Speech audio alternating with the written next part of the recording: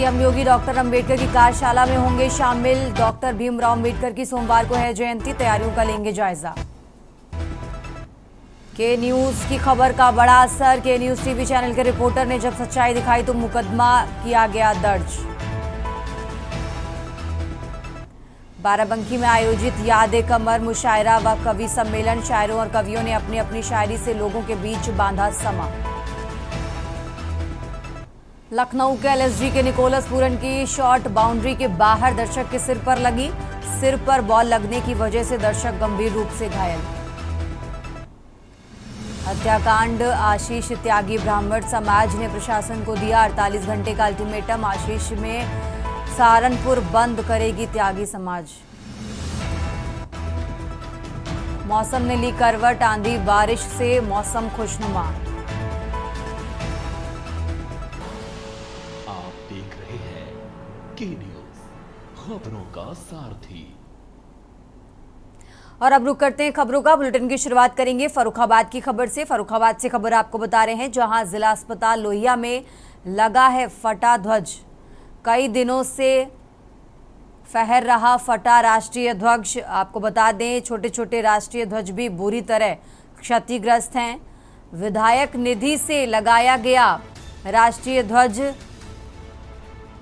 चौकी वालों ने कई बार दी मामले को लेकर सूचना के बाद भी नहीं बदला गया राष्ट्रीय ध्वज। तो कादरी गेट थाना क्षेत्र में यह अस्पताल है।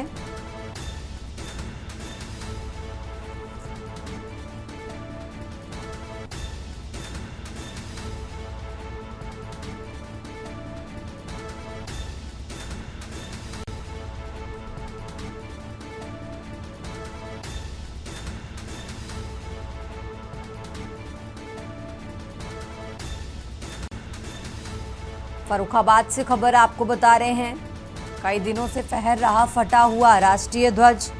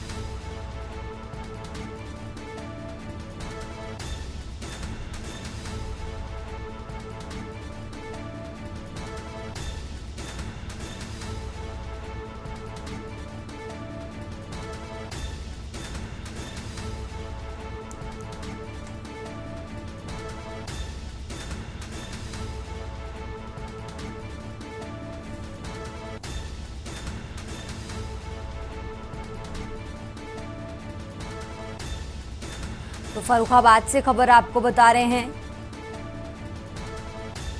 जहां विधायक निधि से लगाया गया राष्ट्रीय ध्वज।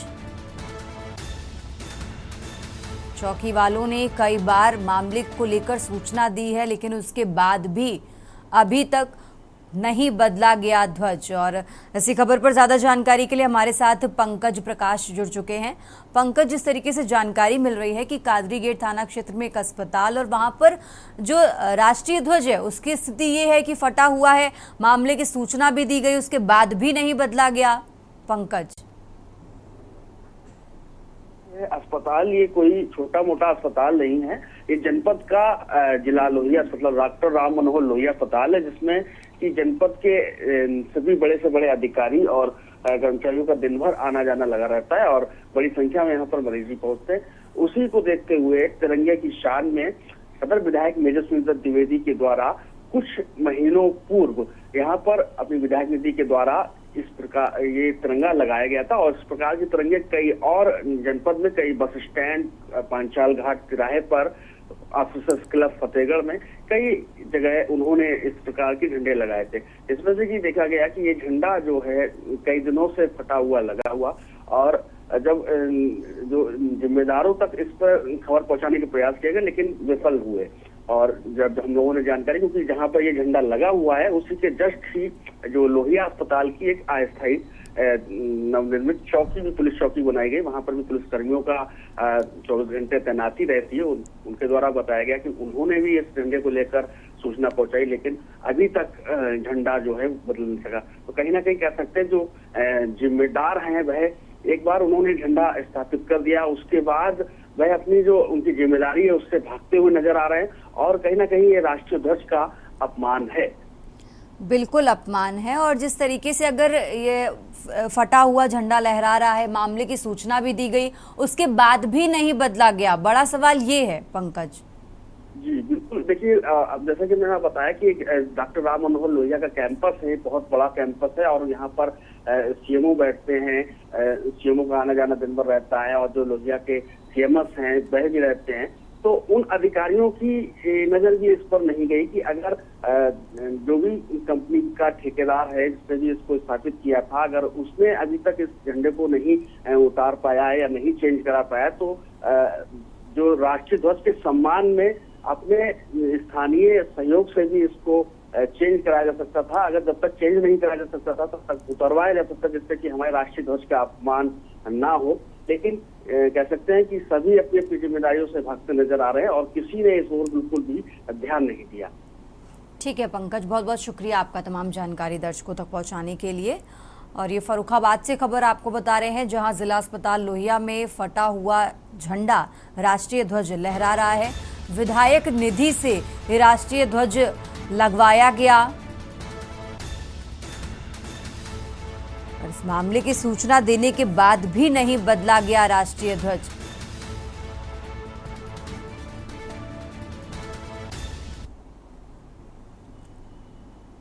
खबरों में आगे बढ़ते हैं, बात कर रहे हैं मेरठ की। मेरठ से खबर आपको बता रहे हैं, जहां अचानक हुए फायर से बी फार्मा छात्र की मौत हो गई है। दादा की लाइसेंसी बंदूक से खेल रहा था किशोर। आपको बता दें, आईपीएल मैच देखने के दौरान किशोर से गोली चली, गोली की चपेट में आया मैच देख रहा पड़ोसी किशोर। तो टिगर दबते ही सीधे बंदूक की गोली लगी। फायरिंग की आवाज सुनकर मौके पर एकत्रित हुए ग्रामीण। मेरठ से खबर आपको बता रहे हैं, सूचना पाकर मौके पर पुलिस पहुंची और किशोर को हिरासत में लिया है। फिलहाल बंदूक कब्जे में लेकर छात्र से पूछताछ भी की जा रही है। तो थाना परीक्षितगढ़ के खजूरी गांव का ये मामला आपको बता रहे हैं, जहां अचानक हुए फायर से बी फार्मा के छात्र की मौत हो गई है।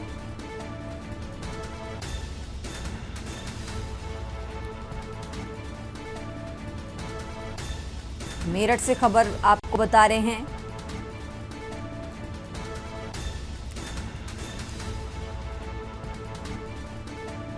थाना परीक्षितगढ़ के खजूरी गांव का ये मामला, जहां फायरिंग की आवाज सुनकर मौके पर पहुंचे ग्रामीण।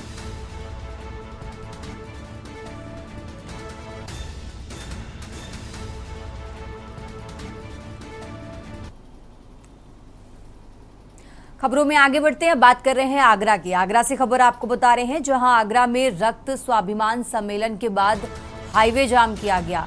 करड़ी सेना व अन्य संगठनों के समर्थकों ने नेशनल हाईवे जाम किया।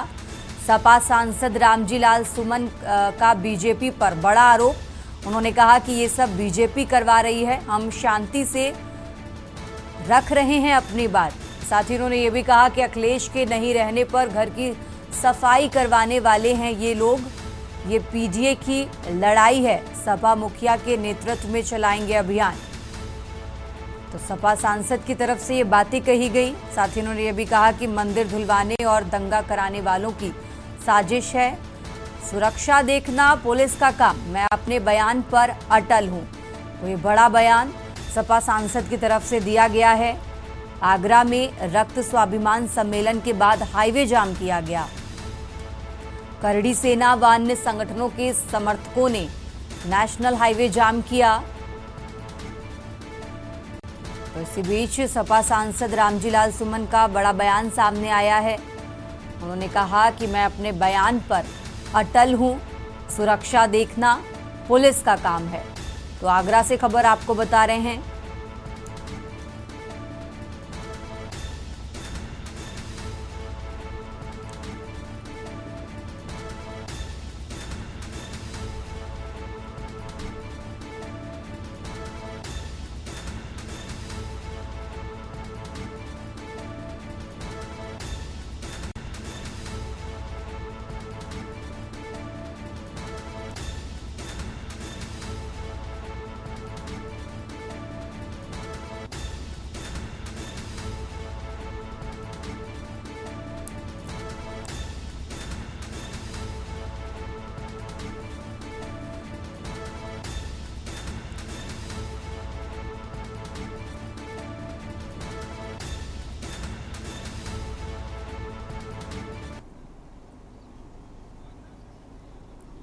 और चलिए खबरों में आगे बढ़ते हैं। डीएम दिव्या मित्तल की कोशिश ने रुद्रपुर तहसील की ग्राम पंचायत 12 डीहा के तकरीबन 1 दर्जन परिवारों को आखिरकार आवागमन की बेहतर मार्ग उपलब्ध करा दिया है।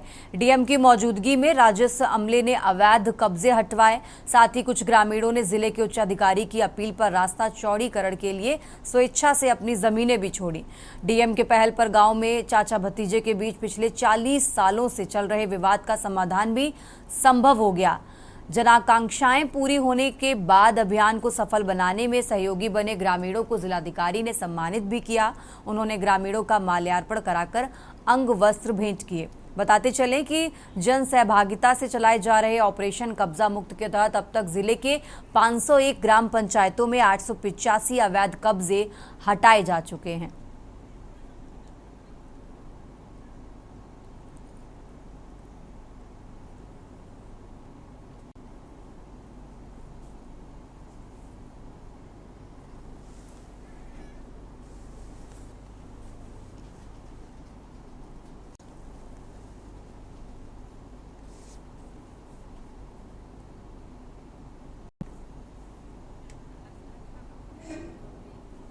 अपने कब्जे हटाकर कई जगह अपनी जमीनें देकर भी साथ के लोगों को रास्ता दिया। लोगों का ये 40 साल पुराना विवाद है जो न्यायालयों में भी चल रहा था और इन्होंने आपसी समझौते से हमारी तहसील की सक्रियता से इसको आज हल कराया और कई लोगों को पहली बार रास्ता मिला।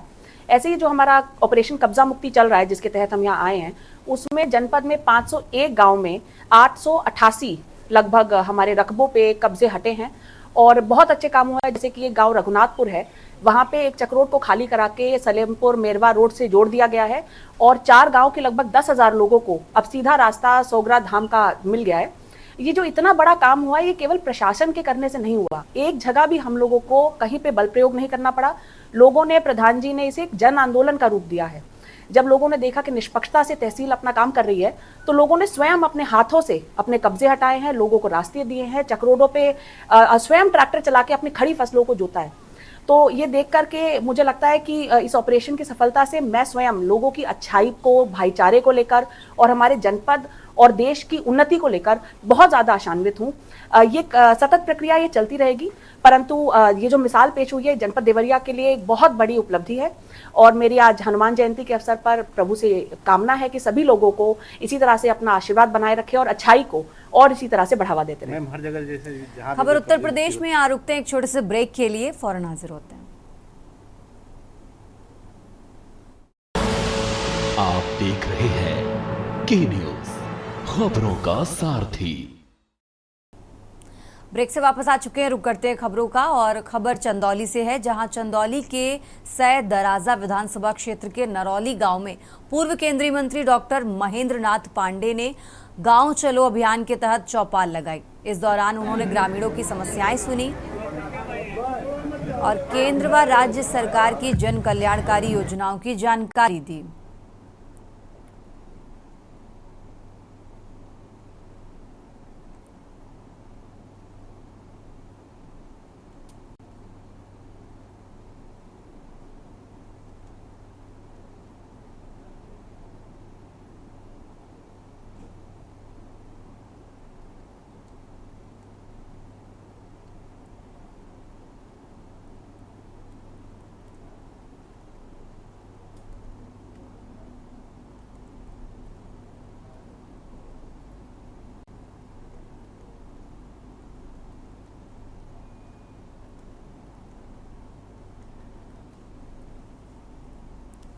खबरों में आगे बढ़ते अब बात कर रहे हैं कानपुर की, जहां कानपुर वर्चस्व कायम करने के लिए खुलेआम फायरिंग की गई। पुलिस ने 2 आरोपियों को गिरफ्तार कर लिया है।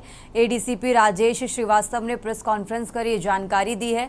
कानपुर के फजलगंज थाना क्षेत्र में मामूली कहासुनी के बाद फायरिंग करने वाले 2 शातिरों को पुलिस ने धर दबोचा है।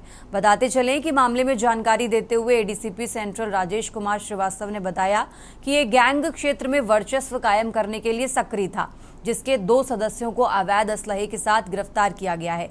जांच में सामने आया कि पनकी निवासी पवन पर अलग अलग थाना क्षेत्रों में दर्जनों मुकदमे दर्ज हैं। अधिकारियों का कहना है कि एसीपी स्वरूप नगर के नेतृत्व में फजलगंज और काकादेव थाने से संयुक्त टीम को लगाया गया है। फरार आरोपियों के खिलाफ जल्दी इनाम घोषित किया जाएगा, ताकि युवा गैंग बनाकर आपराधिक घटनाएं करने की फिराक में हैं, उन पर रोक लगाई जा सके। एडीसीपी के मुताबिक इलाके में लगे सीसीटीवी कैमरे की मदद से आरोपियों की शिनाख्त की जा रही है। जल्द ही गैंग के अन्य शातिरों को भी पकड़ लिया जाएगा।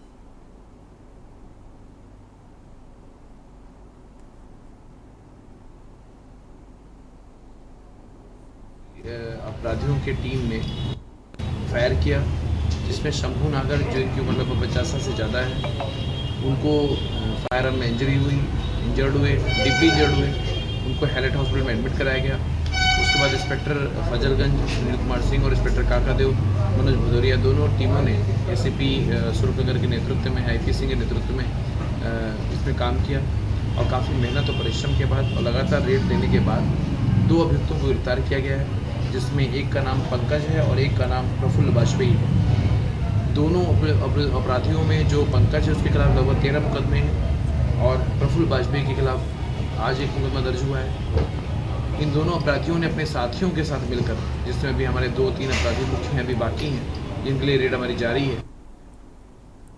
और चलिए खबरों में आगे बढ़ते बात कर रहे हैं चंदौली की। चंदौली के सैदराजा विधानसभा क्षेत्र के नरौली गांव में पूर्व केंद्रीय मंत्री डॉक्टर महेंद्र नाथ पांडे ने गांव चलो अभियान के तहत चौपाल लगाई।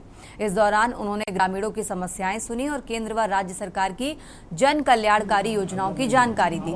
उन्होंने वक्फ बोर्ड को कुरीति बताते हुए कहा कि मोदी सरकार ने तीसरी बार भी मजबूत फैसले लेने का साहस दिखाया है। प्रेस वार्ता के दौरान डॉक्टर पांडे ने कांग्रेस और सपा पर भी जमकर निशाना साधा। उन्होंने कहा कि भाजपा ही ऐसी पार्टी है जो सत्ता में रहकर भी जनता से सीधा संवाद बनाए रखती है। इस मौके पर लाभार्थियों से संवाद के साथ वरिष्ठ कार्यकर्ताओं को सम्मानित किया गया। कार्यक्रम में धानापुर ब्लॉक प्रमुख अजय सिंह, पूर्व जिला अध्यक्ष सर्वेश कुशवाहा, अभिमन्यु सिंह समेत तमाम लोग मौजूद रहे। आज हमारे मोदी जी की अगुवाई में उनकी टीम के सहयोगी अमित शाह जी, एस जयशंकर और अजीत डोभाल के विशेष प्रयत्नों से यह सफलता मिली है और यह सफलता आतंकवाद की कमर हमारी सरकार ने तोड़ दिया है और बचे खुचे आतंकवादियों को भी सबक है कि यह मोदी सरकार है, पाताल से ढूंढ के लाएगी। इसकी प्रशंसा करने की जगह सत्ता से 11 बरस से बाहर है, केवल चिट्ठी पत्री लिखने का काम करते रहे। आतंकवादी हमला 26/11 और अनेक हमलों के बाद अगर किया है तो सर्जिकल स्ट्राइक, एयर स्ट्राइक और तहव्वुर राणा उसके मास्टरमाइंड को मोदी सरकार लाई है और यह भी सहन नहीं हो रहा है। इससे ज़्यादा दुखद कुछ नहीं हो सकता। और चलिए खबर उत्तर प्रदेश में आगे बढ़ते हैं। बात कर रहे हैं सीतापुर की, जहां सिधौली कोतवाली क्षेत्र के गांव निवासी मां ने 10 वर्षीय नाबालिग बालिका से गांव के युवक द्वारा दुष्कर्म किए जाने का प्रार्थना पत्र पुलिस अधीक्षक को सौंपा और कार्रवाई की मांग की। कोतवाली क्षेत्र के गांव की निवासी महिला ने बताया कि बीते 4 अप्रैल को जब वो रिश्तेदारी में गई थी तो उसी दौरान घर पर मौजूद 10 वर्षीय कक्षा 4 की छात्रा उसकी पुत्री से गांव के ही युवक ने दोपहर घर में घुसकर दुष्कर्म किया। जब वो वापस लौटी तो उसे इस बात की जानकारी पुत्री ने दी। कोतवाली क्षेत्राधिकारी कार्यालय में सुनवाई न होने पर पुलिस अधीक्षक से पीड़िता की मां ने गुहार लगाई है, जिस पर पुलिस अधीक्षक के निर्देश पर मुकदमा पंजीकृत कर बालिका को चिकित्सकीय परीक्षण के लिए भेजा गया है।